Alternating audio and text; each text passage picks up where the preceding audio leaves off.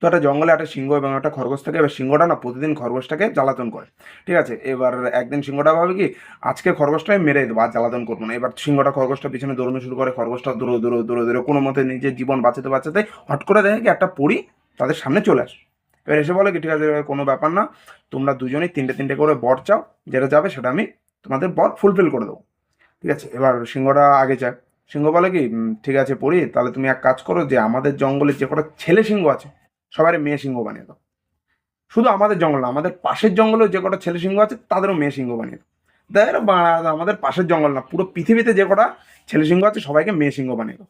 ঠিক আছে তথাস্তু। খরগোশটাকে জিজ্ঞাসা করে, এবার খরগোশটা বলে কি, যে আমার প্রথম ইচ্ছা আপনি আমাকে একটা বাইক দিন, ঠিক আছে একটা বাইক দিয়ে দিল। আমার সেকেন্ড ইচ্ছা আপনি আমাকে একটা হেলমেট দিন, ঠিক আছে একটা হেলমেট দিয়ে দিল।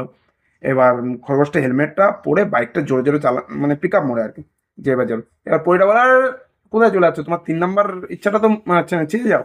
এবার খরগোশটা বলে কি, আমার 3 নম্বর ইচ্ছা হচ্ছে কি, যে এই সিংহটাকে মেয়ে সিংহ বানিয়ে দাও আর পৃথিবীর সবাইকে ছেলে সিংহ বানিয়ে দাও। যাতে সবাই এসে গান মারতে পারে, ভালো করে বোকা চোদা।